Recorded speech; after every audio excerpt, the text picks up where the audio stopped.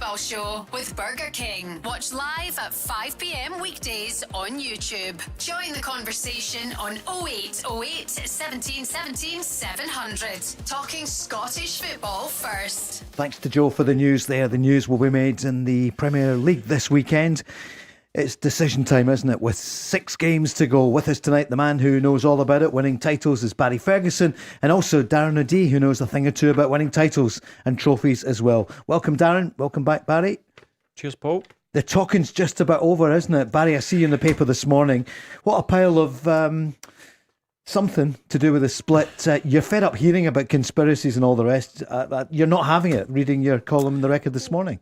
No, look, I'd put it a different way. I knew the scenario in terms of certainly you were going to have to play Hearts at Tynecastle and Celtic at Parkhead, so it was no surprise. It was just the one that the last game away against Falkirk. I wasn't sure whether it would be Falkirk or Hibs, but listen, Paul, I've always said if you want to win titles, you have to go to places like Parkhead and Tynecastle and find a way to win. So listen, it's all to play for. There's one game before the split.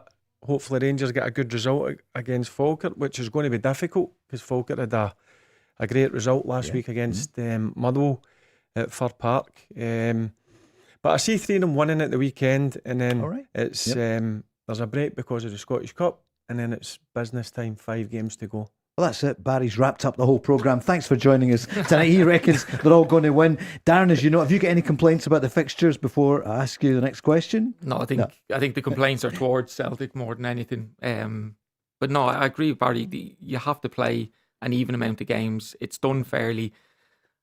Listen, it is what it is. You'll always get someone complaining, but I suppose that's part of the drama. Mark's on already from Kirlook saying, both of you, but Barry's given his predictions. It's only once this season, the big 3 have won at the weekend. What do you think is going to happen overall? Just the headline, are they all going to win this weekend? No. No? Right. Well, I'm going off that. It's only happened once, so I can see Rangers and Celtic win. I think Hearts might be the team to drop points. Barry, is that one of the ones that you think? Yeah, I certainly think Celtic will beat St Mirren. I think Rangers will get past Falkirk. And the one that I wasn't sure about is Hearts, but they've got a good home record. Yeah, they've been unbeaten at home. I think Motherwell have just tailed off slightly over the last few weeks.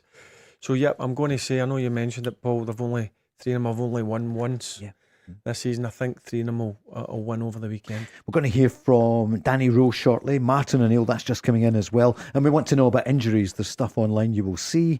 And we're going to hear from Vijay Sinisalo, whom we don't hear very much. What a season it's been for him. He's now the Celtic number 1. Barry, for Rangers, there's a lot been said about Naderi. There's a big doubt about him. Obviously, he's out certainly this weekend, and maybe for the season, but it's not definite. Yeah, listen, since he's come in, Paul, he's not been prolific in terms of goal scoring, but he's impressed me. I think his work ethic's been excellent. Listen, get a good goal at the weekend, a real poacher's goal. And getting into the business end of the season, you want your 3 strikers all vying for that 1 or 2 positions up top, whether the manager sometimes goes with 2 or he'll go with 1. So, it's disappointing, but listen, that's the nature of football. You pick up injuries, that's why you carry a big squad, but listen, it is a bit of a body blow because he would have obviously took a bit of confidence with getting that goal. Here is the manager speaking about Naderi's injury. We assessed him. I think it's a serious one. We don't know when he's back. I think general by this kind of injury, if you have muscle injury, then you have to look week by week. We have to rescan him in 2 weeks, and then we will know more. The hope is always there, but I think we have to wait until in 2 weeks, and then we see a little bit more how it goes with the treatments, all those things.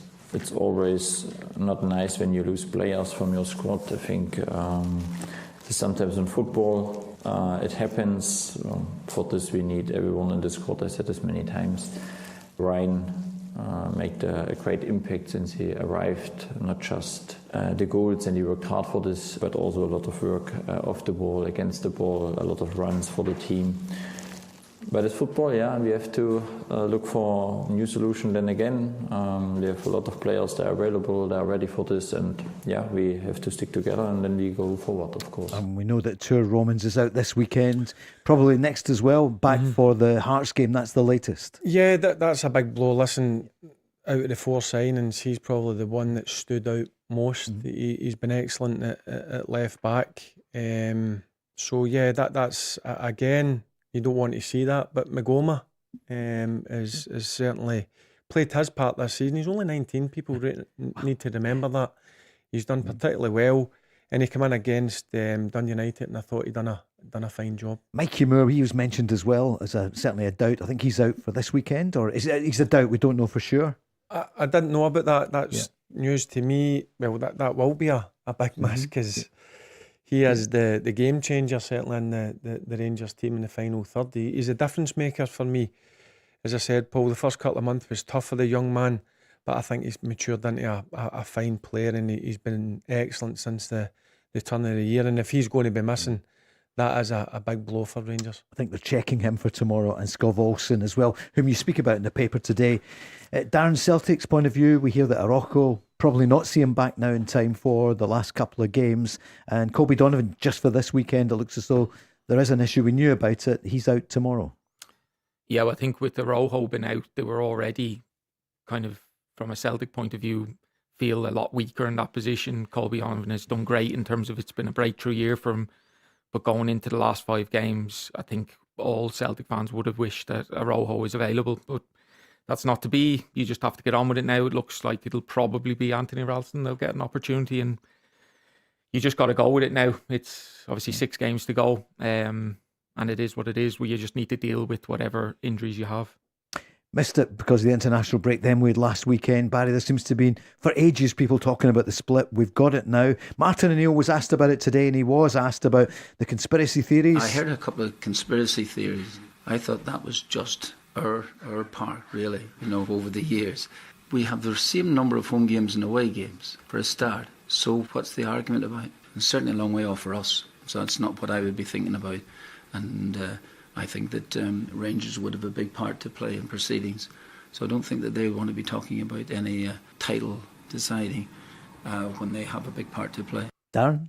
Yeah, he's humble, Martin. He manages it well. He's completely right as well. Like, who's to say that is the title decider? We don't know. And this season, I don't think you can predict much.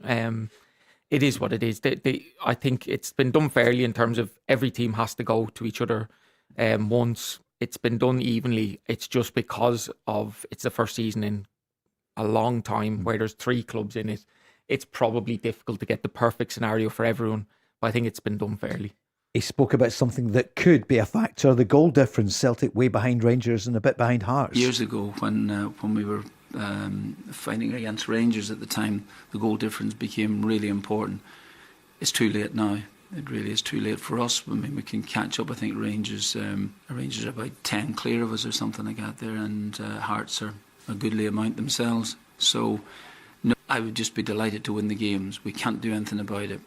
Maybe if we had scored a second goal against Dundee, that might have settled us down. We might have been able to have got a third or something like this here. But with the games running out, if there's 15 games left, of course, it's a big consideration. I really can't do anything about it now. Barry, he's very measured, isn't it? You can tell he's been over the course so many times. Yeah, listen, he's very experienced, but he makes a good point. I think goal difference could play a part. Certainly, Rangers are 10 goals in front, and Hearts are 5. I don't think they'll score that amount.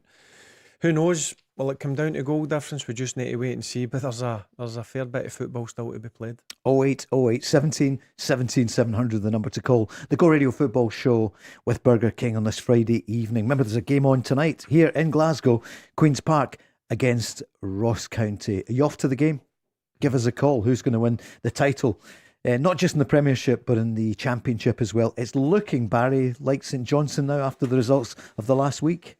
Yeah, I did fancy St Johnstone at the start of the season, but you've got to give credit to the job that Mark Wilson's done at Partick Thistle. They've fought them all the way. Just that was a disappointing result for Partick. And I just think now St Johnstone will see it through with the the strength and depth that they've got in their squad. Yes, St Johnstone 65 points after 32. Partick Thistle on 60. Then that's quite a drop to fourth. To Arbroath on 47, Dunfermline on 46. They're on a roll as we get ready for the Cup semi-final weekend. Next weekend, Dunfermline against Falkirk, Celtic against St Mirren. So many big games tomorrow. And listen, we're not forgetting the other end of the table where we'll look at Kilmarnock tomorrow against Dundee. They'll, I would think, a full house, Barry, and they might just need it.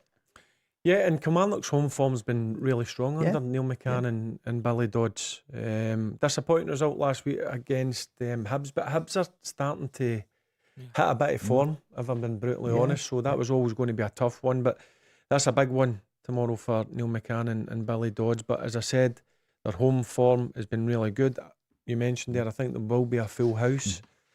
And it'll be a tough one because I was impressed with Dundee last week. I know Celtic battered them the first half and should have been out of sight, but Dundee, I think under Stephen Presley, have been pretty decent this season. So that's certainly a hard one to call. I know you're still thinking about which game to take in tomorrow. That's maybe one of them. You could nip in there for that one. Yeah, I'm sure I could get a comp or two. They might want you in the dressing room. Give a pep talk. Aberdeen against Hibs as well. Aberdeen almost in free fall, Darren. And the Dons fans, we got some messages from them they're really, really worried that they could end up in the playoffs. I would be worried. Yeah. I think touching on what Barry said, Kilmarnock they can get a result. I think Neil McCann has definitely got a tune out of them. They're not going to go and win every game, clearly.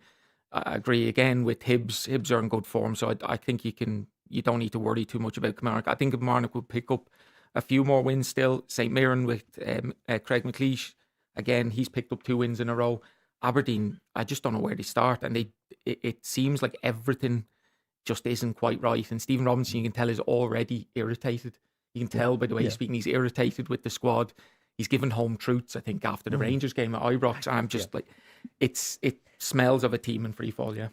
Is there a danger, Barry, if you go in and you tell them what you really think, that these days the players maybe don't like it? Yeah, I agree with what Darren said there. I think they'll finish second bottom, Aberdeen, if I've been brutally honest. Yeah. You've said that for a few weeks. Yeah, I know there's 6 games to go, but I just, certainly with the game in tomorrow against Hibs, I mean, Hibs are flying just now, get a lot of confidence. I think Hibs will go up there and win. He's got a big job, look, he's come out and he's called out the players. Then now it's up to the players to go and give a reaction to that. But I don't know if this group of players will give a reaction. That's the worry for me. Dundee United playing Livy as well. Livy at the bottom. They're all but done, aren't they? But they've been drawing a lot under Marvin. And United, well, they know they're bottom 6, but they've had some decent results in recent weeks. We're talking about the post-split fixtures, but there's still one more game to go. But Danny Rule was asked about it today. Very exciting schedule. For me, it was clear, for us it was clear which teams we will face. It was just about when. We have to take game by game, and I think that makes the most important thing, that we look not to other things. For me, it's more important that we focus what we can influence, and this our performance in every game. Everything is possible, yeah. I said this before. I think the last match day is interesting to see. And with this fixture, it's really possible that all the 3 teams play on the last final match day for the title. In the past, it was also over after the 2nd or the 3rd match day in the split. And it could be as well a great opportunity for us. Yeah, take our wins and start with 3 wins in the split. But it makes no sense to look too much. Let's beat Falkirk with a tough one away, and then we have a tough home game against Motherwell, and then we have 2 tough away games. Darren, are there any easy ones? Because it is tough at Falkirk. Yeah. I was at Motherwell Falkirk last week. Yeah. Falkirk are so good. So good. Honestly, I loved watching them this year. Motherwell have been brilliant as well, but he's done some job there. As a proper team, he's got, I think, the fitness levels of the players, the way they play, that'll be a really, really difficult game for Rangers. I do think Rangers will find a way, but I don't think it won't be easy, but it's certainly, I just think Rangers will find a way, but I don't think it'll be a fancy way of winning. It'll be just grit, because you need to stop Falkirk playing, because they're a really good team. What would you be saying to the players, Barry, going to Falkirk? Yeah, listen, first and foremost, what a job John McGlynn's done. And what a result last week. I never seen that coming. So that tells you, again, the pressure's off them. They've done great to get in the top 6, but I look at it, they've got a cup semi-final the following week. Sure. So their players will be going out on Sunday, wanting to make sure they're in that starting 11 against Dunfermline. So it's going to be a tough one for Rangers. Rangers really need to be on their A game. And if they're not, they'll need to dig deep to come away with 3 points against a very good Falkirk team. First up then, 0808 17 17 700. I think he's feeling a little bit nervous. It's Stevie on the line, a Celtic fan. Hi Stevie, good evening. Good evening, guys. Can I say a wee quick thank you to Michelle from Go Radio? I was up the other day looking at the podcast studio. And, brilliant. Jane makes a lovely cup of tea, Paul. So She certainly does. She made some toast this morning for Stephen Purden. I heard him enjoying that this morning. Great, we've got a good team here. Michelle will be delighted to hear that. She leads the commercial team and leads it well. More and more people making the switch, tuning in and advertising as well. We are available. Yeah. Anyway, Stevie, what are you thinking? Big game tomorrow. Everyone's back. You heard Willie Haughey on last night. There could be 10 million there to help the fans buy shares if 50,000 go in. But overall, are things a bit more optimistic for Celtic as you go into this? I mean, it's the shootout with 3 of you now, the last 6 games. Well, as I say, Paul, it's a wee bit like studying for your exams, mate, and then you've now got the exam paper, so you know what you need to do, and it's how confident you're going to be getting the answers. And the way Celtic need to get the answers is to get victories on the park. There's no margin for error. There's no second chances. There's no leeway. There it is. You know what I mean? So, to me, I just think, obviously, now we've got the games, and they say they're stand-up the county guys. You know what I mean? No, and Martin O'Neill's going to need everybody, every chance we create now, guys. And Barry and obviously Darren will back me up here. The amount of chances Celtic are creating but no taking, the percentage rate's shocking. If we're going to mount a serious challenge to stay in the league race and not even win it, we just stay in it. So I mean, I don't know what the boys thought. Yeah, Stevie, I agree with you. I think that's probably where the real core issue with Celtic fans around recruitment is the number 9 position. When Kyogo left kind of last season, that he hasn't been replaced, and Adamida has left. When you watch Kvadan Chara, he is not at the level you need. He's not a clinical striker, put it that way. I think Iheanacho is, but he can't stay fit. Hopefully he does for the last 6 games. But I totally agree. I think if Celtic don't win the league, it'll be down to missed chances. Barry, about Celtic, they get a lot of possession. Look at the game last weekend. Yeah, and look at the chances they missed, and that will be a concern. I think the positive for Martin O'Neill last week against Dundee was Iheanacho coming off and making an impact. But I just find it crazy can you keep him fit? He's only 26 or 27 years of age. You should be able to be in a condition where you should at least last 70, 75 minutes. What he did, one thing I will say is, he did look sharper than he's had before, so there's clearly been something says and a bit of work done to him. And then if you look at Iheanacho, you look at Rangers with Naderi out now, Chermiti and Miovski, and then you look at Hearts with Braga and Shanklin. It could come down to who's up top for the 3 clubs. I agree. Who would you play up top this weekend then, Stevie? Because suggestion last night from Willie, what about Negrin up front? 19 goals. I mean, there's debates about what he does actually in the midfield, but he gets into the position. Would you put him as your striker tomorrow? I wouldn't put him as a striker because he's doing well in the positions and the spaces that he's picking up, Paul. I mean, he's picking up scrappy goals, and I mean, he's teams don't know where he is half the time, and that's how he scores goals. So if you gave him a fixed position, as Barry says, with Iheanacho, I mean, he'll just stay up front, try and get on the end of things. But we need to start putting the ball in the box. I mean, it's all this tippy-tappy rubbish. I mean, they try and get the byline and then do the cutback. It's far too predictable. I mean, so somebody like Barry's calibre would be saying, do you know what, boys, we need to change the game plan. I mean, we're too readable, we're too obvious, and what we're doing, and it's not working. we're going to have to throw teams a curveball if we want to get a goal, if we want to get, if he's behind, get back in the game, or if it's level to win the game. So Celtic don't seem to do that. It's the same thing, out wide, try and hit the byline, see if somebody like Negrin and that's coming in, penalty box, penalty spot, 18-yard line, and try and get a shot away. Darren, what would you do if you were coaching Celtic? What would you do with that squad just now to get the goals? I would find a way of putting two players through the middle. Because I agree with Stevie, they don't have the wingers that they've had in the past.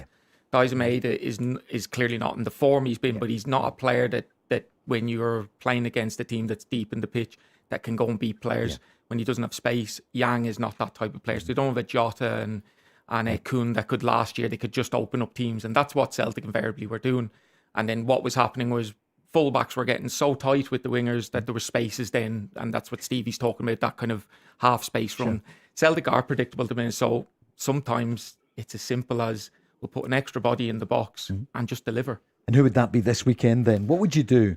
And can Tinecti, I'm not saying he's the one in the box, but can you could get more out of him, surely? I think I'm going to put my neck in the line and say he will come good. He'll come good. I genuinely do think, I don't know if it'll be this year, but he's the only one that looks like he can beat a man. One of the wingers can beat a man. He just lacks belief. He lacks belief and he lacks clarity in what he's doing. And up front then, who would you start with tomorrow? Well, if Ian Nacho's fit, he's an absolute no-brainer. Who you put beside him? Sometimes it's just having an extra body. Kvanchara might benefit from having someone else as the focal point. Negrin alongside him? No, I don't think Negrin, because I think Stevie touched on it brilliantly there.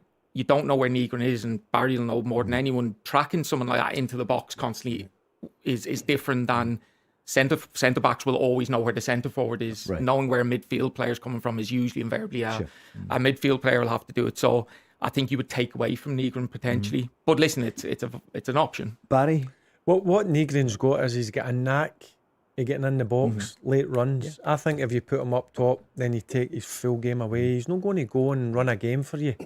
He doesn't really get involved in the game, but what he is, he's a goal-scoring midfield, and sometimes you don't see him for the vast majority of a game. Bang, he'll pop up in an area because he takes brilliant positions up and inside the box, and his timing of runs from deep for the middle of the pitch is very good. That's his best part of his game. Stevie, what's your predictions then? Celtic St Mirren tomorrow. You'll be there.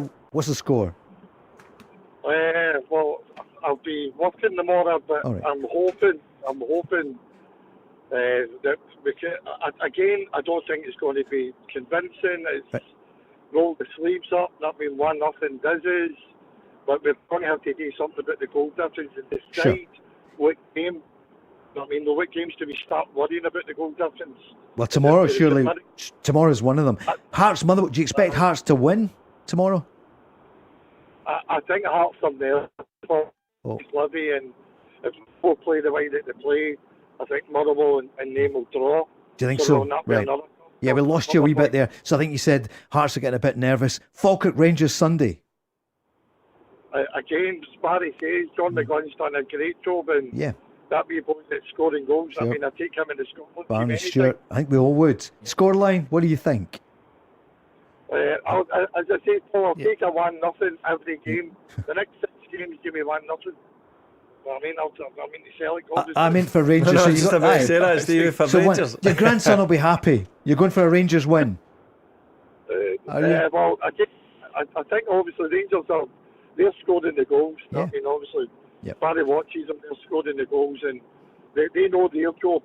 So they do. But everybody knows their job, but it's again, there's no margin for error, and I think Rangers will go there. It won't be easy. I don't think there's any easy games now. But I think Rangers will beat Falkirk. So, all right. I'll get into the last statement. It sure will. Thanks, Stevie.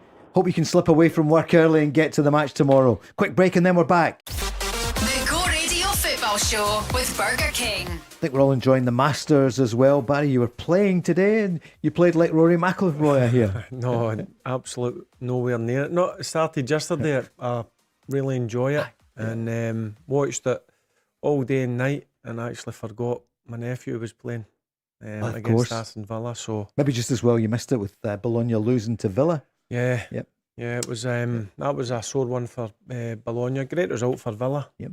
Right enough. But yeah, listen, I enjoy the Masters.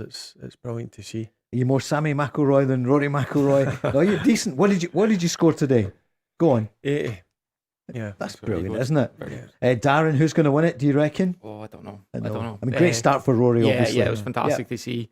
I actually think last year just him winning it. Aye. Maybe Yeah. the monkey's off the back now, and he can go and do it again. Yeah. From of course from Ireland, Northern Ireland. Yeah, so just thinking we always put something on it related to the people on the show here. It's Earl Scott didn't have a good day yesterday. No, yeah, he he didn't, did didn't. he? I know. McIntyre. You heard him. Brilliant. You always hear Bob, don't you? Brilliant. He's But listen, someone. that's just Yeah. a bit of passion. Of course. He's just unhappy the way he performed, but I'm sure he'll Yeah. perform better today. What about the news last night, Barry? You were a former Scotland captain and the current captain. Andy Robertson said, right, end of the season, I'm leaving Liverpool after 9 amazing years. I don't think it came as a shock because obviously he's not played much this season. He's been in and out of the team. Listen, he's been a fantastic servant for Liverpool. I think 9 seasons. Signed him for £8 million. I mean, what a bargain that has been for them, and what a player he has been for Liverpool. But I'm sure he'll not be short of offers. That's for sure. He's still at a good age, 32. He clearly looks after his body, and I'm sure the Liverpool fans will give him a warm welcome in terms of I'm leaving the club and give him a good send off. But his focus is obviously in the World Cup with Scotland this summer. Of course. Darren, any hint of where he will end up? I know Celtic is often spoken about. That's his boyhood club. Yeah, I don't see that. Just we've spoken about it previously with Kieran Tierney been there. I think it'll be a backup to that. Whether Srirachi, that's even possible to do. Yeah, and he'll not be short of offers for sure. And it's funny with these players, they're saying off air that he's only 32, but because he's in the limelight for so long, you just feel like he's a lot older. So yeah, there's plenty of football left in him. Still looks as fit as a fiddle, doesn't he, Andy? He does. I actually watched him a couple of weeks ago. I think it was a FA Cup game against Wales, and he played and he was excellent in that game. And then the following game, he was back out the team. Listen, it happens. It's an end of an era. He's been a brilliant servant for Liverpool. As I say, I'm sure the fans will appreciate what he's done, and he'll get a club. No problem at all. It'll just be interesting to see. Does he stay in England? I don't think he'll come back to Celtic. No. Dan's just mentioned with Kieran Tierney being there, Srirachi as well. I think he's impressed me. I thought he was good when he came on against Dundee. So it's interesting. Does he go abroad? Does he go to Saudi? That's been mentioned as well. But listen, he's been a fantastic player over the years. It'll be a fine for somebody, Absolutely. whoever gets him. This time last night, Willie Haughey was on telling us the latest. It launches a week today officially. The Celtic Season Ticket Alliance has been quite a reception to it. A lot of people coming on here and elsewhere.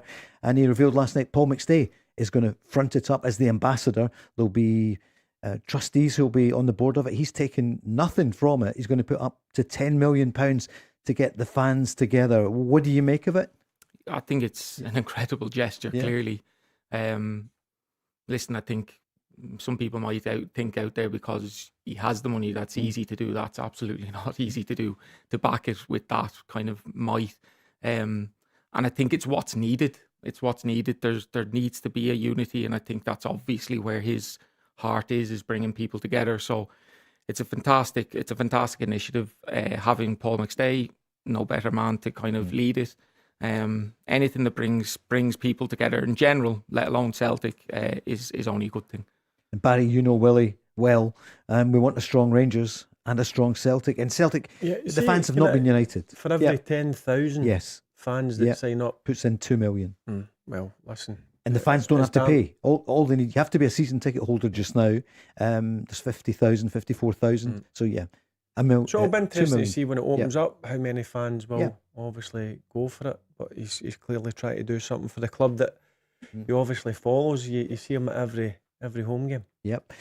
It's so important to have your fans behind you, Barry, because you know, look at what it was like last season before you went in. It was getting toxic at Ibrox. It was toxic, there's no doubt about it.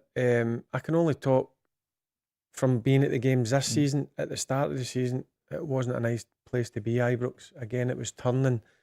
But one thing I will say, over the last 2 or 3 months, when I've been at the games and walking about the stadium, it's a lot more bubbly. The fans are right behind what the new owners are trying to do, and obviously the team on the pitch, it helps when they're now challenging for a league title. Disappointing you're out both cups, but if you'd said to me back in October this would be the case for Rangers getting into the final 6 games of the season, I would have thought you were crazy.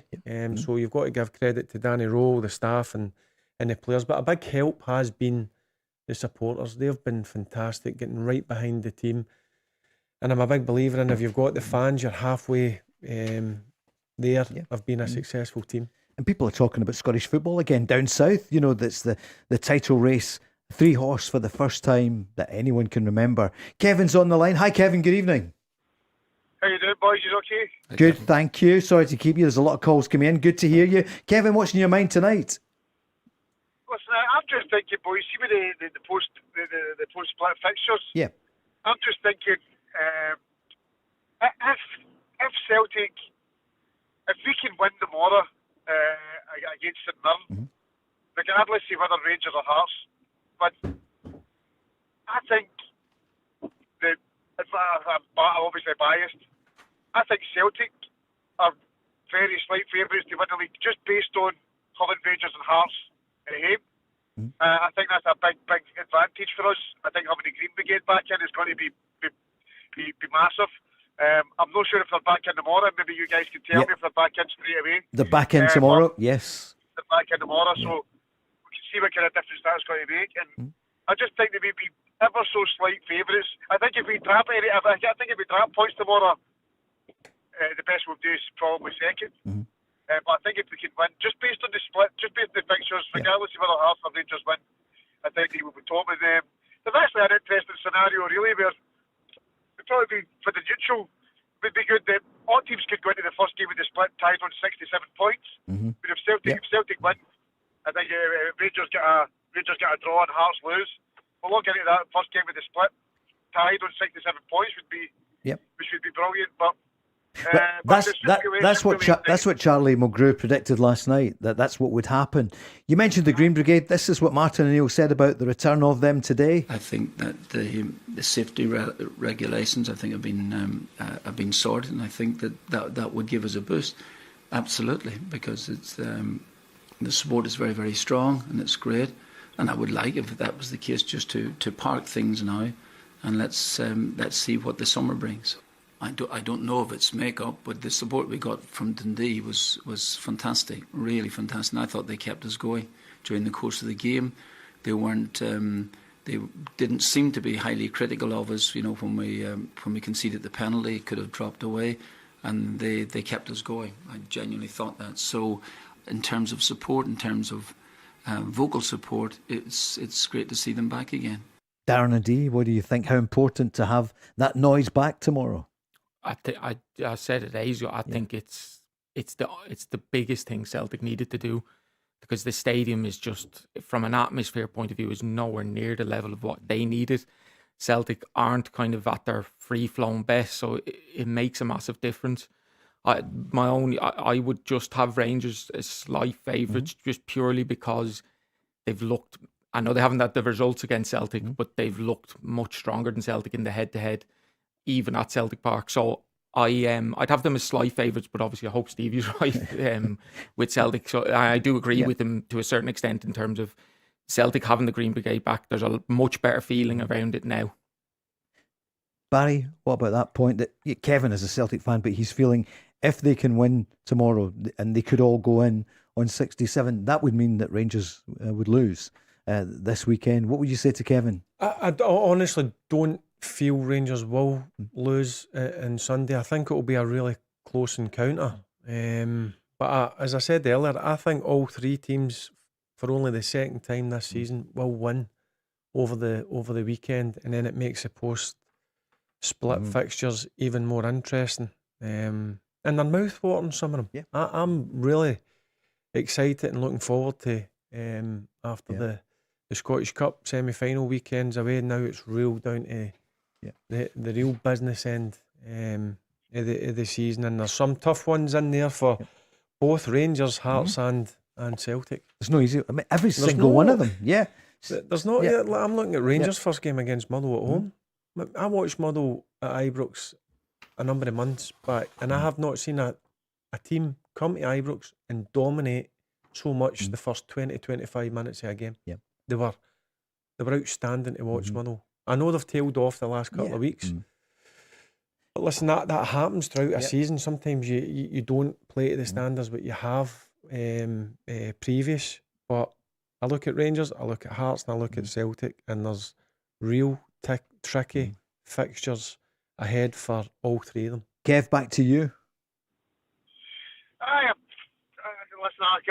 Listen, there's muchness between me, Barry, and Darren are all saying. I don't think anybody's right and anybody's wrong. It could go either way. I think if anybody can exactly predict what's going to happen, then I would like them to give me the lottery numbers for this weekend, because you just never know. But as Barry said there, with the top six being so tight, it's like I mean, nobody really.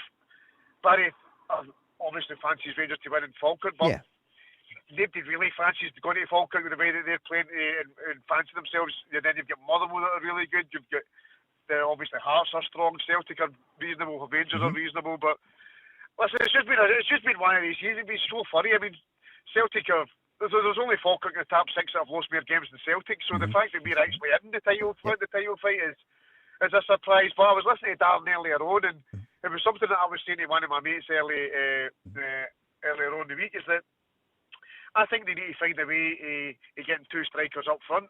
I honestly think the big boy Svanchara has got something, but he just comes across as a player, and Barry and Darren will tell you better than I can, especially with Barry being a midfielder. Svanchara just comes across as the type of striker that would be much more comfortable with somebody playing next to him. He didn't look as comfortable just being there and having the sole responsibility. And the other boy that we brought to Germany, after his last minute goal against Dundee in the Cup, he's just kind of disappeared after 50 years. I don't know what's happened to him. I would agree with that. I think goal difference is probably going to come into it, and that's making me really, really nervous, which is why I think let's go and play with two up top. I don't know what Darren thinks, maybe playing any actual Svanchara up front. Do you think Svanchara would be better with somebody behind all right, them? Darren? I think, Kevin, you're on the right lines. Yeah, I think he would. You're right. He does have something. He's physically, obviously, a big lad. He's actually pretty quick. I just don't think he's just not polished. And I think Iheanacho could be that little bit of polish you need. But certainly, if you're a defender and you're playing alone against Svanchara, you probably fancy your chances. All of a sudden, if you've got Iheanacho beside him, that's a handful. And it allows you then, Kieran Tierney, to just deliver into the box without having to really be too specific in where he's putting it. He can just know that there's two guys in there waiting for him. I totally agree with you. One of my biggest fears for Celtic is the goal difference. I don't see that being clawed back though, Kevin. I don't see the possibility of doing that. I think Rangers are going to hold that card, and it could be a massive one. Kevin, thanks a million for your call. 0808 17 17 700. We're back now. The Go Radio Football Show with Burger King. Hope there's a decent crowd tonight for the Queen's Park Ross County game. Ross is on, actually. A Queen's Park fan saying he's off to the match. But, this time last year, Ross County had been vying for a top six position. They had gone down to the bottom half. But, Barry, it's remarkable what happened with the Dingwall team, who've got the biggest budget in the Championship. Yeah, listen, I actually can't believe the position they're in. I'm not saying they would have been hot favourites to come back up, but I never seen them sitting bottom of the league. And I'll be brutally honest with you, going to Queen's Park have picked up over the last number of weeks. And I think if Ross County get beat tonight, I think they could be down into League One even with a few games to go. Darren? I honestly believe it. Yeah, I thought last week Stuart Kettlewell obviously had his post-match interview, and it was strong words that he's coming out with as the manager. So that tells you there's a lot wrong behind the scenes, and I think that's been well documented anyway. So it's incredible to see them in the position they are, and they're in real bother. Barry, we had a Rangers fan on last night. It was Stuart, and he said, we're going to win it, no doubt about it. And you don't hear that too often from Rangers fans at the moment. Has a diktat gone out? Is there a directive? Just don't actually say too much, just to be shot down, because he was in great form. And he said, no, listen, we're scoring more goals than anybody else. We're going to win the league. Well, that's one real positive for Rangers, that they're finding the back of the net. That's 4 against Aberdeen, 4 against Dundee United. The only thing I would say previous to that, maybe 5-6 weeks ago, they weren't conceding many. But look, they're in real good form, and I just think they've done unbelievably well to get back into this position from where they were in October, because they were, I think they were sitting, second or third bottom in the league. I know there wasn't a lot of football played, but I just didn't see Rangers getting out of it, and that's where you've got to give.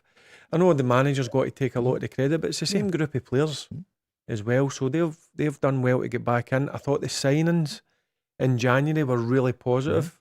The chairman put his hand in his pocket and provided Danny Rowe with money to go and bring in players, and I don't think the players were brought in just for numbers. The players were brought in to strengthen the actual team, and if you look at them, Romans, I think, has been excellent.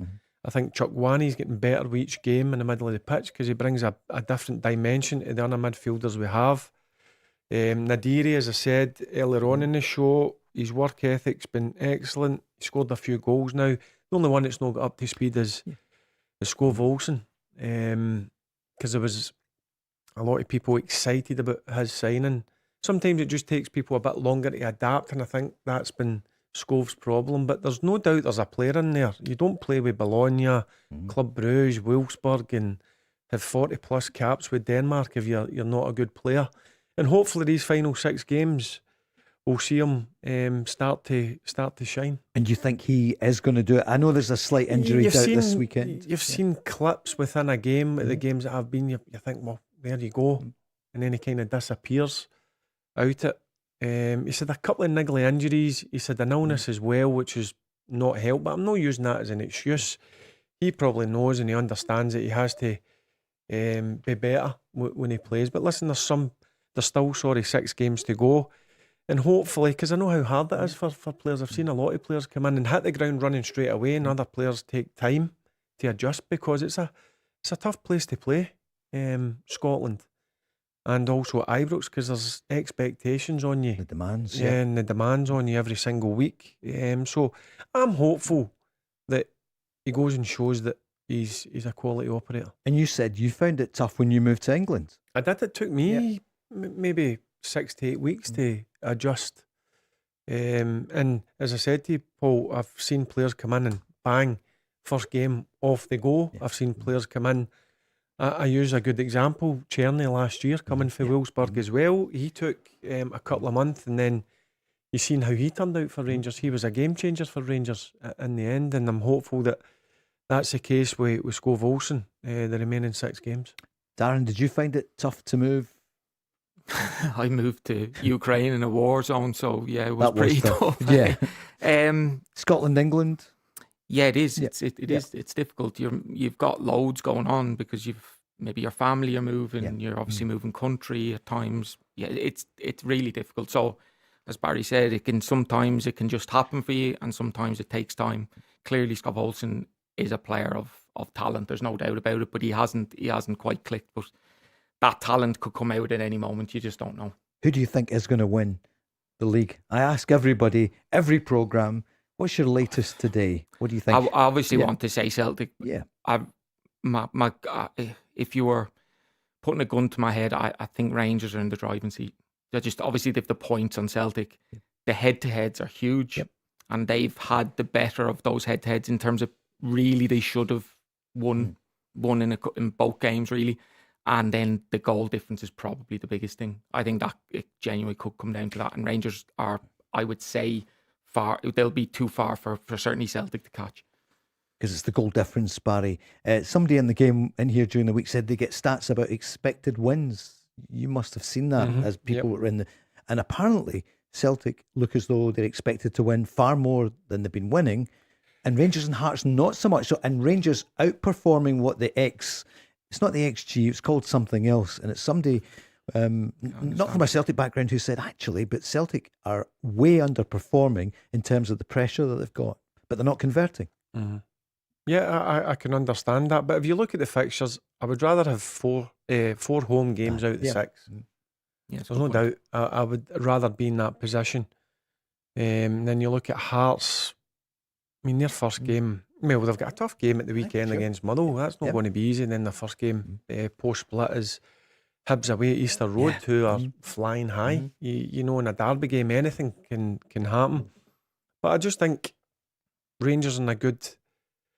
They're in a good moment at this time, and I would probably say they're slight favourites going into it. And they are with the bookies.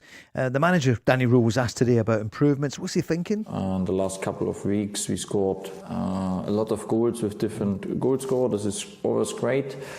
We have to use our chances. On the weekend, we could easily score 6-7. We had also opportunities to win the other away games, but we didn't. And now we have the next opportunity against a good opponent. This season, we couldn't win against Falkirk. And now we worked so hard, and my wish is that we continue this run, what we had so far. I'm not sure it's really true, but I was surprised when I look back after the Hearts game away. We were 15 points behind them. Looks massive. And now we have 16th game later. It's 1 point, but the key message is at the end, if it's 1 point, 2 points, or 3 points, and you don't win the title, then we will be still disappointed because we are now so close. And I think this is a big part of what we want. We can achieve something, and for this we have to deliver. We have to believe, we have the quality, we have the mindset and the mentality to win this title. And Barry, what an achievement. So you're going to say? And we'll find that out over the next 6 games if they've got the mindset and the mentality. It's in their own hands. There's no doubt about it. They've done really well, as I said, to get to this point. Now you don't want to throw it away. Go and embrace the challenge. But I'm sure Martin O'Neill will be saying that to the Celtic players, and I'm sure Derek McInnes will be saying that to the Hearts players, and that's why it's so exciting, these final few weeks to go. Derek McInnes was asked about the last game of the season, obviously at Celtic, and it was about the crowd and how many they would have, and he said, look, we'll play them anywhere, play them in the car park. The way the league is just now with 6 games to go, I think it's more likely to go to the last game than not, to be honest.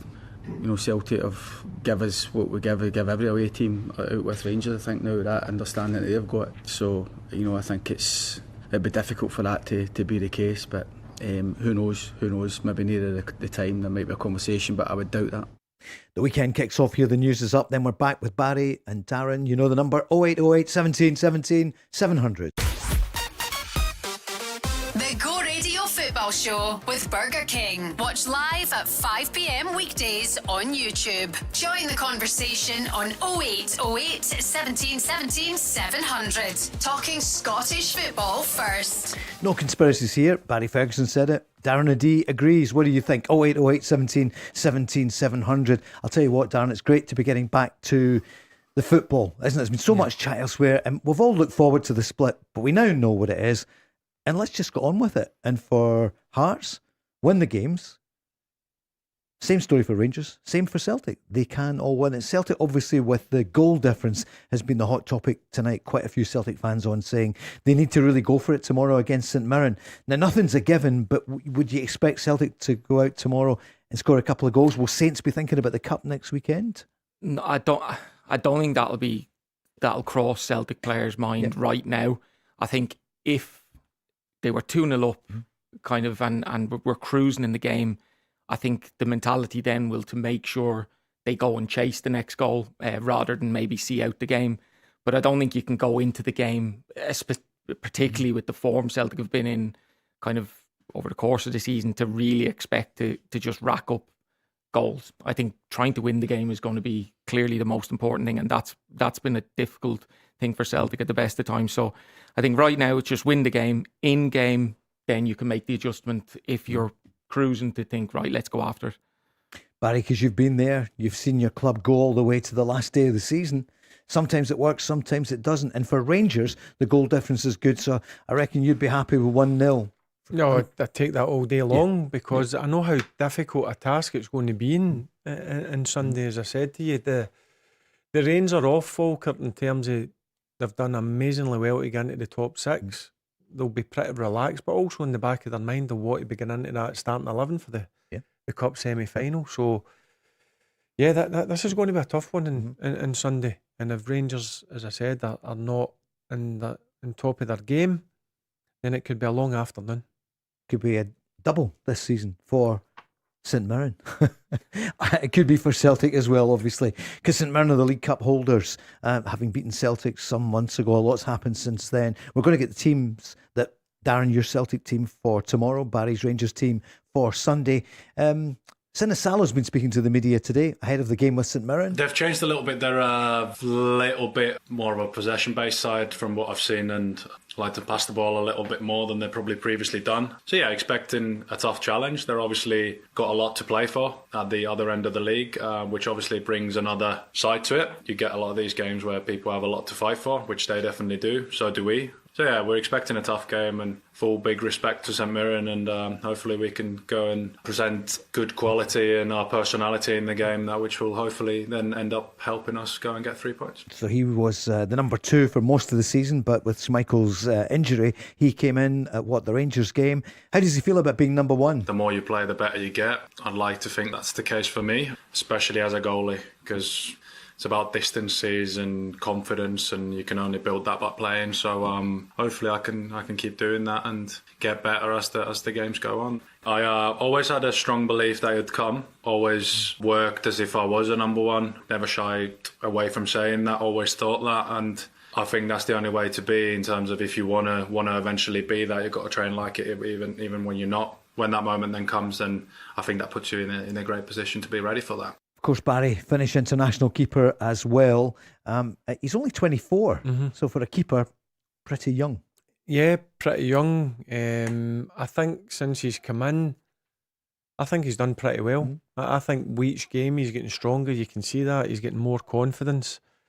Probably frustrated that he never got an opportunity earlier. But I think he's grasped his opportunity, and he's shown that he's more than capable of being a Celtic number 1.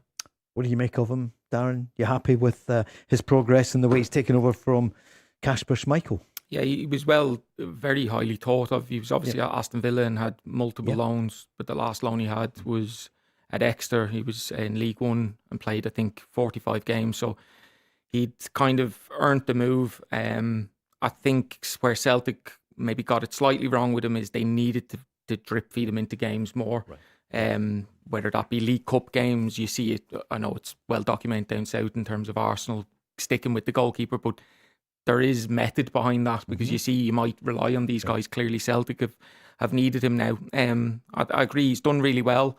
Whether he's going to be the guy to take you on next season, time will tell, but certainly he can't really do much more than what he's done. For Celtic fans, you're all talking about the goal difference. This is what the manager, Martin O'Neill, said about it this afternoon. Years ago, when we were fighting against Rangers at the time, the goal difference became really important. It's too late now. It really is too late for us. I mean, we can catch up. I think Rangers are about 10 clear of us or something like that there, and Hearts are a goodly amount themselves. So I would just be delighted to win the games. We can't do anything about it. Maybe if we had scored a second goal against Dundee, that might have settled us down. We might have been able to have got a third or something like this here. But with the games running out, if there's 15 games left, of course, it's a big consideration. I really can't do anything about it now. So they have to beat the others on points, because he's basically saying you're not going to catch up that 9-10 goals behind Rangers. Well, you put that into context. Rangers could draw at the weekend, Celtic win, and Rangers are still going to be ahead of Celtic. So that could happen at any point, obviously. So it's like another point to Rangers. Yeah. Here's Danny Rule talking about how competitive this is. It was just only 1 week that all the 3 teams won. Of course, it shows that every game it's a different one, and I think especially now in the split, you have teams, they play with more freedom, what I said, and they can play with more risk, and they can more enjoy. We will also enjoy, but always after, when we win the game, then you can enjoy games, never before. That is normal, and it shows that there could be a lot of up and downs in this race as well. You never won something after one game. In the other direction, you never lose something after one game, and I think this is crucial. Yeah, if you want now, you have also a tournament from 6 games to go. Nobody can remember an end to the season like this. Rangers off to the sunshine then, Barry, after the game. This is Danny Rowe speaking about the training camp. Yeah, we will go next week from Monday to Friday. I'm totally convinced that it's a great environment to get 3-4 days together. I had great experience with Munich when we won the Champions League. We had also a small camp, not in Spain, but in Portugal. That gives a good spirit. You have really nothing else around. You can find a good balance between training, but also have some activity off the pitch. I think this is also crucial. I have time with the board to speak about other topics. We go there together, and I'm really looking forward. But the most important thing is that we get the result on Sunday, and then we will have a good week, and then we come back, and then we are ready for 5 finals. Barry, I'm just checking the weather. It's going to be wet. It's not going to be cold, but it's going to be wet next week here. And in Spain, looking at the temperatures, mid-20s, sunshine. Well, he's made a good decision. Yeah. Listen, people have got their opinions on it.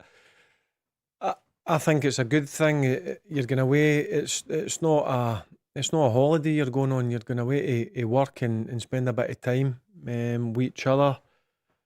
I know why people are unsure about it, because previous, when they've come back, they've not hit the ground running. But look, as I said to you, they're not going with their sun creams. They're going with their training kit and their boots to go and work hard and spend a bit of time, and then they'll do some stuff out with it. Maybe let them go and play a game of golf or go for a dinner. So, yep, I'm all for it. If the manager's for it, the club backed them, and they'll go and they'll enjoy a bit of sunshine and train hard. Is that true? Andrew Kavanagh's place is just next to it. Yeah. So he'll be buying dinner. I'd like to think so. Yeah, I'd like to think so. Yeah, you got on well with him, don't you, Andrew Kavanagh? I like him. Listen, he's been great. He spends a lot of time round about the kind of boxes and the rooms, and even the general fans, and that's what you want to see. You want to see somebody who is willing to put their time and effort into it, and he's certainly done that since he's come in. He's certainly back to manager in terms of January, and I'm sure he'll go and do it again in the summer. And Darren, Celtic have had that in the past, but not at the moment. The communication's not so good. But at a time when they're going to get all the fans back tomorrow, you would hope that they would communicate better with the entire Celtic fan base to try and get that bit of harmony around the place. Yeah, I think that's probably exactly what the most relevant point is, just the communication. I think sometimes Celtic make a rod off their own back, because there is good happening, but if people don't know it's happening, it's impossible for them to kind of credit you with it. So I think Celtic, probably that would be something to look at. I know that's what the fans want, is just a little bit more kind of transparency and a lot more kind of more regular communication rather than statement, if you like. Kind of them times I think it's more drip feeding it. So I would like to think that will be something they'll address probably at the end of the season now. And that was the motto of the alliance that was announced last night by Lord Willie Haughey. One alliance, one voice. Paul McStay saying it's the place where Celtic fans can come together, lift our voices above the noise, make our options clear. The 54,000 season ticket holders are the core of the club. They are the heartbeat of Celtic. And the fans are at all the clubs. And in Glasgow here we've got 2 massive football clubs. I think too many people talk us down in Glasgow. I really do. Hey, there's things wrong on both sides, but so much good in the football clubs that go on as well. And I think things are changing at Rangers there with Andrew Kavanagh, and at Celtic, who've had all the trophies in the past, 15 years, not all of them, most of them, but there's a disconnect, and this is a chance for them. One of the things that he mentioned last night, the mission is to create a platform that would be a conduit, so a way of communicating both ways with the club. Celtic shouldn't be frightened about communicating with the fan base, given the success they've given them over the past, since the turn of the century. Well, that's what I'm getting at, is communicate it, because in order to have the success they've had, there's clearly been a lot of good done. Obviously, I'm more privy to it than others, but that's because you're in the building and you're seeing it. But that's not been put out. So yeah, I do think, this initiative is going to bring that, and I hope the kind of platform that the fans are given is used properly, and it's used to be constructive with each other. I think as long as it is constructive, there's no reason why they can't work together. I mean, Andrew Kavanagh goes, and I know it's early days for him, Barry, but he had a terrible start. We know that. He acted quickly, made the changes, the CEO and the manager and the director of football. So you can get it wrong, but I think fans respect it if you're there and you front up And it makes a difference. And that's exactly what he done. He obviously had made a mistake. He corrected it early in the season. And when he's done that, look at the difference it's made. That Rangers are now in a title fight. And as I said to you, he's very hands-on. He's at the vast majority, if not every single game. So he flies in. And that tells me that he wants to get Rangers back to where he wants it to be, and that's at the top of the Scottish game. Premium economy is pretty good, isn't it? Transatlantic. Of course, you'll never know, Barry. I'm pretty sure it's a private jet he comes in. Is it? I'm pretty sure. It's fantastic. Because there's so much money in the English game. We'd love to see it here in Scotland in the clubs. And so many owners do put in a bundle of money. And do you know what I like about him as well? He takes it. He been out for dinner with him with various ex-players, and he's keen on getting to know the club inside out. He'll ask all sorts of questions. He's very open, and he's obviously done interviews in the newspaper and made that clear to the Rangers fans that that's what he wants to do. He wants to get his hands dirty. He wants to understand the club. Everybody knows Glasgow Rangers, but he wants to know the standards and the expectations and what the club's been all about over the years. Billy's on asking, Barry, please bring him in, bring him on. We'd love to speak to him here on the show. Listen, I'm sure if I asked him, he would, if he's got time, he would certainly do it. Would you? Will you ask him then? That's an invitation. I'll ask him, but I'll not see him for, when's the next game? I'll see him at the Motherwell home see him game. at the Motherwell game. We'd love it. Bring him in, bring him on. Willie was on last night for 45 minutes. He's putting up 10 million there. And he's not asking for anything for himself. He doesn't want a penny. He's just trying to bring, and behind the scenes, the two football clubs are at their best when they work well together. I mean, we know it. There's a thing about, of course you support Rangers or you support Celtic. But they were known as the old firm for a long time. I know Celtic fans don't like that now. Call them what you like, but they needed each other. Yeah, they're stronger when both are doing well. There's nothing like it head to head. In fact, with Hearts in here as well, who will invest as well, Darren, in the summer, you would imagine Tony Bloom will help Derek McInnes. Can you imagine if Derek McInnes wins this title, which he's still, I know Rangers are the favourites, there's nothing in it at the moment, then it could be the big three in Scotland in the future. I think absolutely if he wins it, it's going to blow the roof off. But either way, Hearts will get stronger. I think clearly Celtic will have to get stronger. Rangers, Barry's touched on, are getting stronger kind of by the window.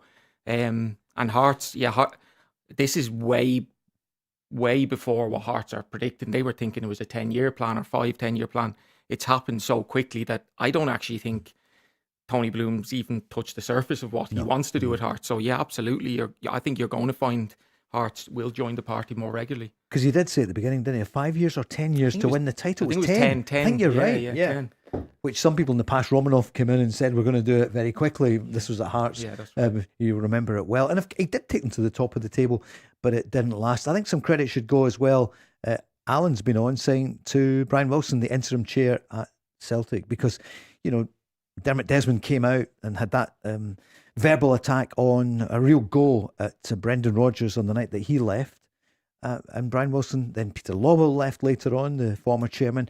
And Brian Wilson's not an easy one at the moment. So credit to him. Alan is on, and a few Celtic fans saying that as well. It all comes down to the football, and that's what we're all about here. So Martin O'Neill this afternoon was asked about the injuries. First of all, Araujo, we see the headlines. Is he out for the rest of the season? Is that him back at Bournemouth permanently? Julian re-injured himself under supervision at Bournemouth, so that was a real blow. I've only found that out today. I don't think we will see him for the rest of the season. I don't know what his plans or what sort of time element it is for his World Cup aspirations. I don't know that, but certainly for us, I don't think we will see him again. Darren O'Dea, your reaction?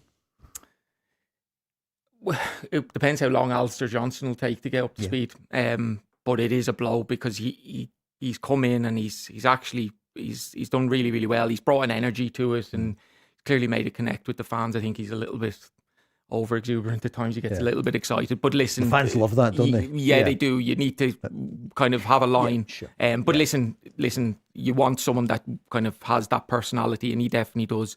And he's done really, really well. So he's a loss. But if you could get Alistair Johnson fit in the next couple of weeks, which it might be a stretch, but if you could, I think Alistair Johnson will be racing I know Celtic fans won't like this, but obviously with the World Cup, Yeah, of course. he'll be racing to get fit. So it could end up being okay. That was a great answer, because you're right. What's the story with Alistair Johnson? He's trained with the team today, which was very encouraging, and I don't think he felt any ill effects. But he has joined in. He joined in before. Then he went and re-injured himself with the national side. But he's coming up well now. So would need him really as soon as possible. If he comes through today, the little bit of work that he did with the team and also the work that he did on his own, next week would be hopefully a good week's training for him, and who knows. Who pays his wages? Celtic. Yes. Why is he away with Canada when he wasn't going to play and he's come back with an injury? Yeah. I know you can't answer that. But No, I can't. Well, I can. I absolutely, it's a valid question. I do think, though, the communication between club and country, I don't think he'll have been doing anything that Celtic didn't sign off on, if you want to call it that. But it isn't a great look if you've been out, as long as he had the kind of where Celtic are at in the league, where it's at, how much of a big player he is, and he gets re-injured. The reality is he could have got injured being at Celtic, but it's not a great look. Yeah, Barry? Probably one of the reasons why they probably let him go over, because they were probably having a week off. Yep. Generally, that's what happens during international. Yeah, that's a fair point. And they trust him. Listen, he's an experienced player. He's a good professional. That's clear to see. And I'm sure they would have let him go over there and had communication with the Canadian national team to see what kind of prep they were doing. And if Celtic were happy with that's the reason why they let him go. And Dan makes a valid point.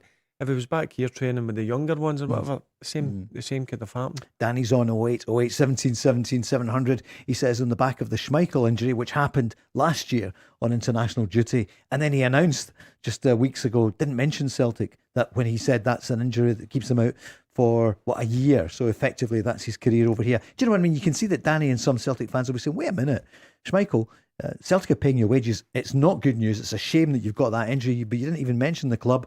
And there's Alistair Johnson picking up a second injury. Let's be clear though. Alistair Johnson and Schmeichel, they're two different stories. Alistair Johnson, he's got a World Cup coming up. Yeah. As Barry said, he's gone away to do his work. I don't think he's done anything wrong as such. It's just been unfortunate. As I said, it's not a brilliant look.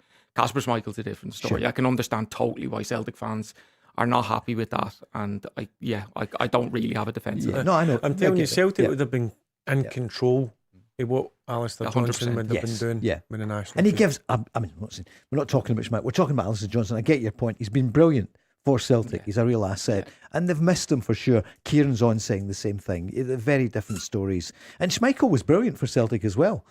Well, not this year. Not this year. Exactly, yeah. And he listen, would I have done what Kasper Schmeichel's done? 1,000,000%. I would have done what he's done. Yeah. In terms of the trying to play through injury, 1,000,000%. Sure. The reality is that's down to a manager, and you can't say just by your naked eye you could see that he was injured. But We've all done it. Yeah. Declare yourself fit when basically you shouldn't be playing. Done it loads of times. Yeah. But you've always got something anyway, haven't you? There's I pretty don't much, think I've... Interesting to see what Dan says. I don't think I ever played a game 100%, like bang on. Aye. There was always a niggle. There was always something going on. Yeah. Aye. Hypochondriac? No. Hypochondriac. No, and look, No. there's so many things. My stomach's just gubbed with the amount of tablets I used to take. Is that right? Yeah. Darren? No, it's absolutely the case. You don't realise you're training all the time. You pick up knocks in training. You pick up muscle injuries, illness, whatever it is. But you never. I can't. Yeah, I totally agree. I don't remember going into a game thinking I feel absolutely brilliant here today. And I don't know if this is going out of the game a little bit now, but certainly missing games, you would have done anything to be on the pitch, and you needed dragged off. You needed people to take the decision out of your hands. Kasper Schmeichel needed someone to take that decision out of his hands. Ross is on a Partick Thistle fan saying, you remember the cortisone injections we used to talk I know about? them well. Yeah. Does that still happen? Listen, last year when I was in, there was one or two players that went away and took injections to make themselves be available to play.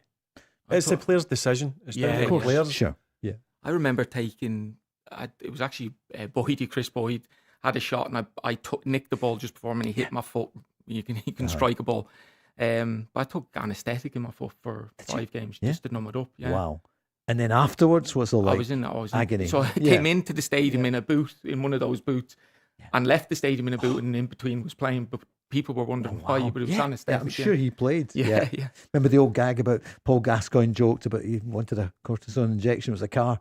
Probably before your time, Barry, the Cortina or whatever it was. That's the things you do. See, when you're younger, you don't think of the consequences later on in life. But can I tell you something? I'm feeling it now. I was just about to say I retired when I was 30, so it's maybe not the best advice to give someone.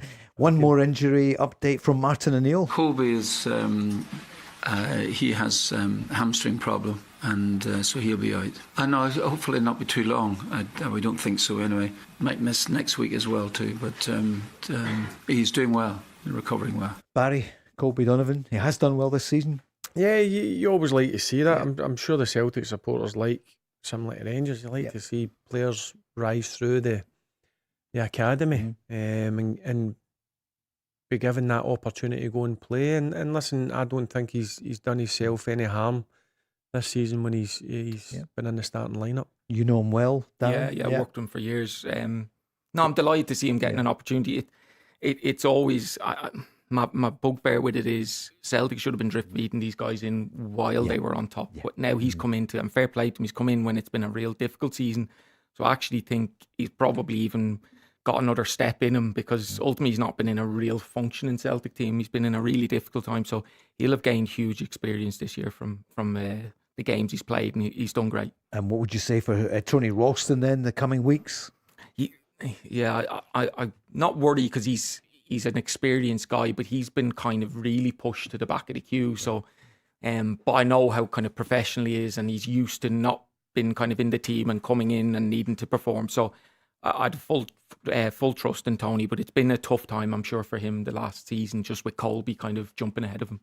Countdown's on to the kickoff. We're back after this.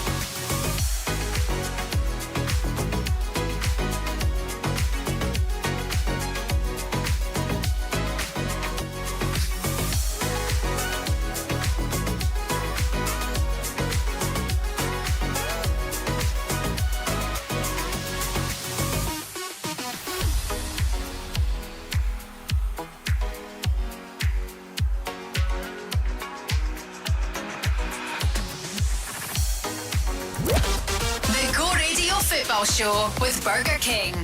A word for Craig McLeish. We've mentioned him a couple of times this season, and what a job he's doing at St Mirren. Tomorrow, he must pinch himself a wee bit, Barry, that he's the manager of St Mirren going in against the defending champions. Yeah, he probably didn't see it coming, but I've got to be honest with you.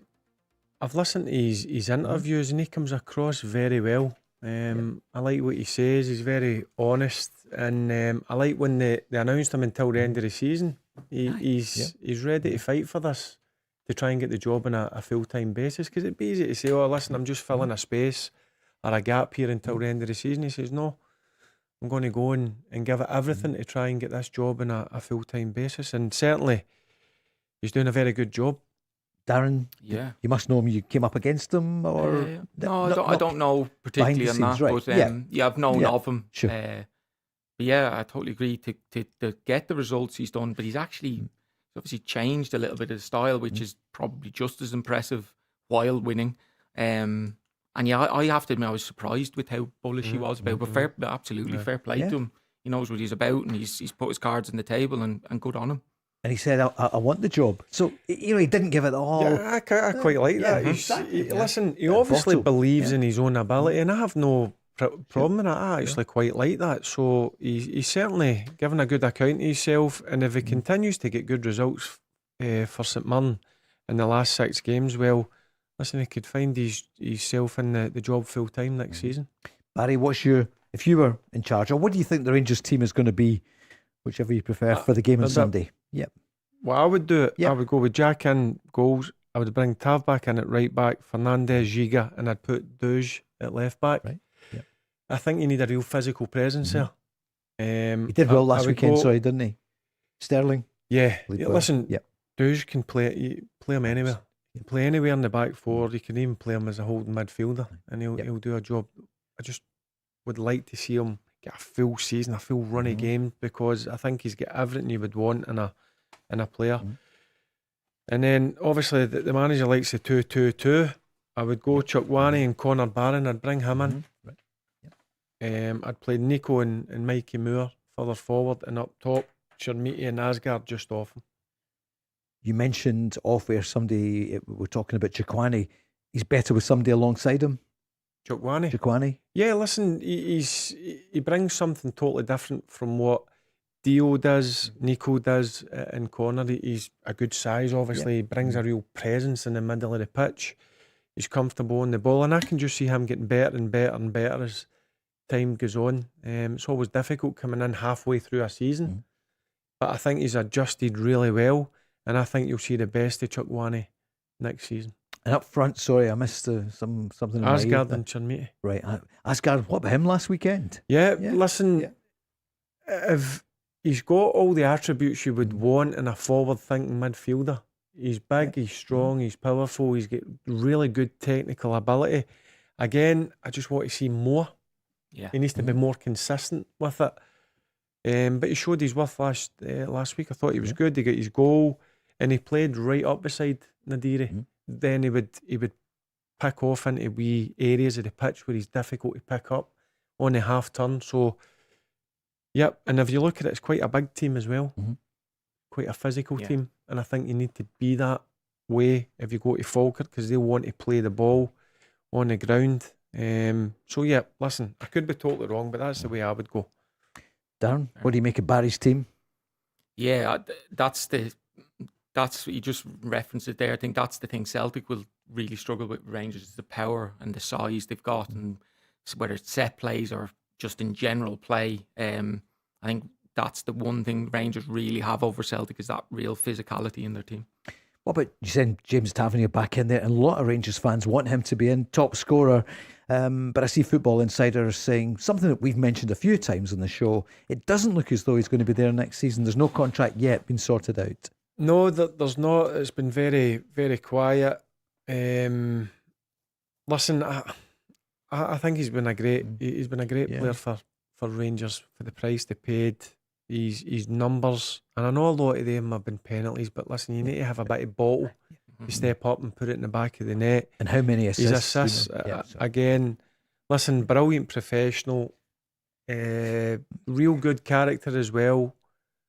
And it'll be interesting to see whether Rangers do offer him a year's extension. But overall, if he doesn't stay at Rangers, I think he's been brilliant over the last 10 years. I can't speak highly enough of him. We worked with him. I didn't know him personally, but I got to know him, get close to him. I seen the way that he carried himself. One of the first in, one of the last to leave. After training, he was always one of the ones that would stay out for 20, 30 minutes and practice. So yeah, he's been an excellent Rangers player. The only thing that goes against him is, and he knows it himself, as captain, he's no won. No, probably he's no won enough trophies. But listen, it could change this season. Darren, yeah, he could be. What a way to finish. Yeah, hope title. Just to reiterate what Barry's saying, I think just by definition, by surviving 10 years at them clubs, you must be doing something right. And yeah, the penalties, the free kicks he scored, that's nearly put as a slant against you. That's what he's talking about, hours and hours of dedication of practicing. Yeah, it'd be an interesting one because he's obviously very, very experienced. And even if I know he's 34, is he? Yep. Would you not keep him around to kind of be around it? And because of that professional way, and I can't see him going on to somewhere else. He'll still have a career and maybe play for another few years, but I'm sure he'd want to stay at Rangers and see maybe out his career. So you could use him still. Yeah, I agree with that. But another thing that stood out for me was, see, when the team or Rangers as a club was going through bad times, he always stood at the front. He always made himself available. Agree. And that went away up in my estimations. I like that. That's one thing I like about him. Even when he get criticised, he kept his head down and continued to work hard. I seen the record today, they're saying Elijah Just is one of the players on the list for Rangers for this summer, along with the Sheffield Wednesday goalkeeper Pierce Charles, the Sheffield United forward Tyrese Campbell, and somebody that I know you've always liked, Barry, Luke Graham at Dundee. Yeah, I've watched him now for a couple of seasons. He's a natural left-sider, which you don't get much of. And I like the fact that he's went through the system in terms of the leagues. He's gained a lot of experience. He's a good size, and every time I've watched Dundee live, he's stood out. He's been very good, and I'm not surprised that there's a few clubs that are interested in him. And I've always says it. Sometimes I think we're a bit ignorant of the fact that there is good players here that can certainly do a job at a Rangers or Celtic, but we just don't take the opportunity. And it's happened in the past where we've allowed a lot of, in my opinion, good young players leave the country. Yeah, I like him as well. I saw him last week, but I've watched him now for a while. I was even kind of privy to him at Swansea. We would have looked him kind of last pre-season. I don't think he was quite ready for that just yet, but certainly after the season he's had, I think he'll definitely have plenty of interest. And I totally agree. He could play at either of the big clubs. What about Elijah Just? I know he's been a standout for Motherwell, along with Maswanisi and a lot of other Motherwell players. Yeah, he's one of the guys, technically very, very good. And he's been a revelation for Motherwell. And he'll be one player that I believe they'll struggle to keep hold of. I see Motherwell have plans lodged with North Lanarkshire to get the training complex up at Dale Park. I've seen that. Yeah. Good that they're heading in the right direction. You want to see that. Clubs trying to better themselves. I think the players need to get changed at Fir Park and they need to travel up to Dale Park, which is no ideal, but they've made it work. And I've seen the plans during the week, and I'm sure they're just as a club that they're trying to make themselves better. Traffic lights are murder there, aren't they, in the way up? When it's busy, when you turn right. Used to go up with the kids for their training up there as well. What about Elijah Just? He's obviously in the sights of a few clubs. Yeah, he's a fantastic player. Really, really technically. He's the one in Motherwell, I think, that is... He's the kind of magic dust, really, on top of kind of a lot of good that they've had. My only question mark against him is just his size. He's physicality. Yeah. So he'd need to be in a team. I think Motherwell make him look good as well because they play kind of the style of football he'd need. So it'll be the club he goes to will be really, really important, but he'll have plenty of options, I'm sure. Jack's on, a Celtic fan, saying, Darren, what's the latest for Celtic as manager for next season? If not Martin O'Neill, Damien Duff's name has come into the fray. We spoke last week and the week before. Obviously, Robbie Keane seems to be the favourite. The word is that Dermot Desmond would like it to be Robbie Keane. I don't know if that's true or not. What are you hearing? Well, when I say I'm hearing not within Celtic. I'm hearing out with. Sure. Robbie Keane, I think, is very much the front runner at the minute. Whether it materialises that becomes Celtic manager, who knows? But if you were backing a manager, who's the manager of Celtic next year, I would lean towards Robbie Keane right now. But that decision, I would imagine, has not been made yet. I'd be very surprised if it's been categorically agreed. But I would say that Robbie is the favourite. I see in the Herald today they're saying that he said at Ferencváros he'd like to manage at a higher level. Even their sports directors come out and spoken about kind of not standing in his way, and so there's very much an acceptance there that he potentially will move on, and Robbie definitely would be, again, haven't spoken to him, but he would definitely be very, very interested, I'm sure, in that job. You know the club so well. How do you think he would adapt if he's the Celtic manager? How would he do? He's probably, not in terms of the personality, but what I would liken to someone like Steven Gerrard, that he will handle the size of the club and the media pressure and that, because he's lived around it for so long. But he'll probably have a staff around him that will take the day-to-day stuff. I know there's particular staff that have been with him in Israel and Hungary, but he would need a strong kind of staff around him. But yeah, I think he's been around the game, the highest level of the game, so long that I think invariably up here, Barry obviously has the experience of it, but been able to handle being in front of the media is a massive thing. Here. That's my perception of it anyway. Barry, what a player he was. How do you think he would adapt in Glasgow? Yeah, listen, he's played at massive clubs, and obviously he was up at Celtic as well. And listen, three times a week you're in front of the media. It's absolute constant. And I'm sure he's certainly the type of character that could handle that no problem. I was over when Rangers played at Ferencváros. Great wee stadium, great wee atmosphere. Obviously the 1-2-1 in the night, and I was just looking down because it's quite a small stadium, and he was obviously happy that night. he was giving it a bit. But listen, he's managed in Israel, now in Hungary, and the next step for him is probably at a higher level, and that's not been disrespectful to Ferencváros. So it'll be interesting to see what way Celtic go. But listen, it's a pressurised position if you're going to be in the hot seat at Celtic after the season they've had. Of course.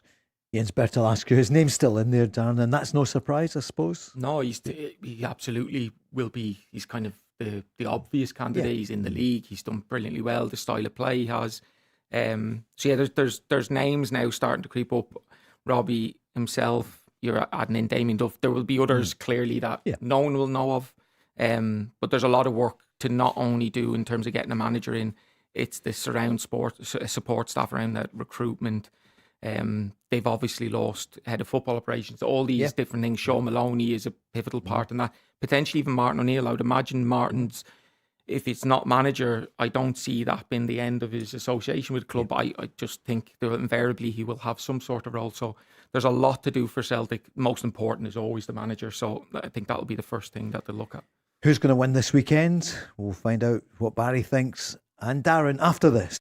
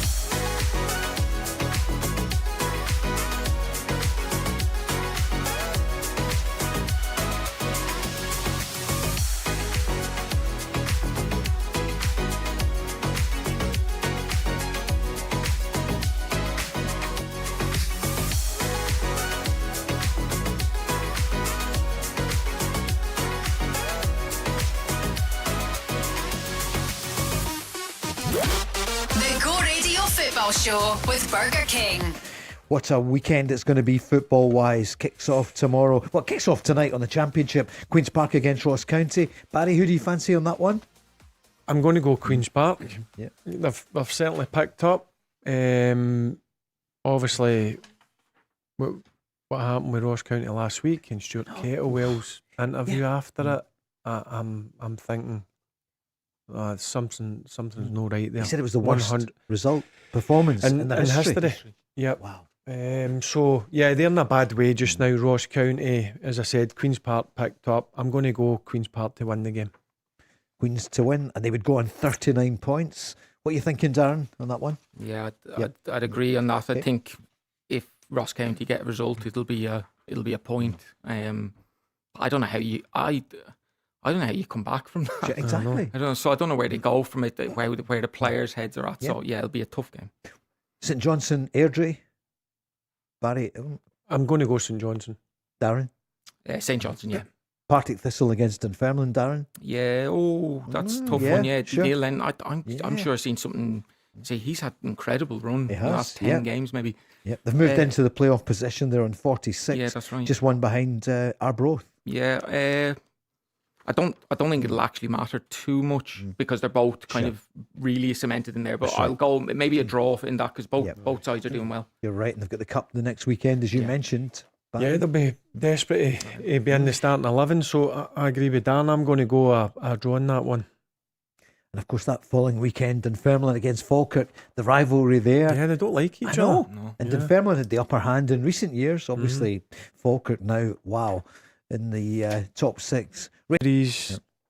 Arbroath, unbelievable for a part-time team. Brilliant. Yeah. I'm going to go Arbroath to win that.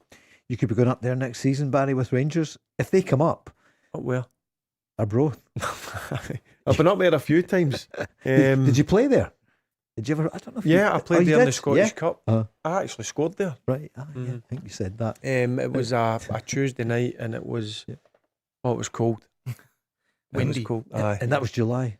No, I know. I remember watching a game, I think earlier on in the season, the goalkeeper went to take a by kick and it's come back into his 18-yard box. The Friday night, watched it. You're laughing about July. Yeah. Dundee is relatively close. Yeah. So we'd always have a pre-season friendly and it would have been July and it was the windiest place in the world. So I can only imagine what it's like later in the year. All you superstars send you up to Gayfield for the the humble match. Yeah. Tomorrow, where will we start? Was it a smoky up there? I think that's right. A Broad Smokies. Well done. Have you ever tried one? No. Sure, it's delicious. Yeah. No, you must have. You were up there a long time. No, I was living in Glasgow. How was your reception last weekend back home at Dens Park? No, there was no real reception. Came in No? early and left late. So That's the best way. aye. How the Sky Boys? How was Chris Boyd? Was he snarling? Was he? No, he was in good form. Good form. Yeah. Rangers have won that weekend. So Yeah. I seen him of on course. Friday at the golf day. Yeah. Good form. Aye, boy, it was normal, loud. Yeah.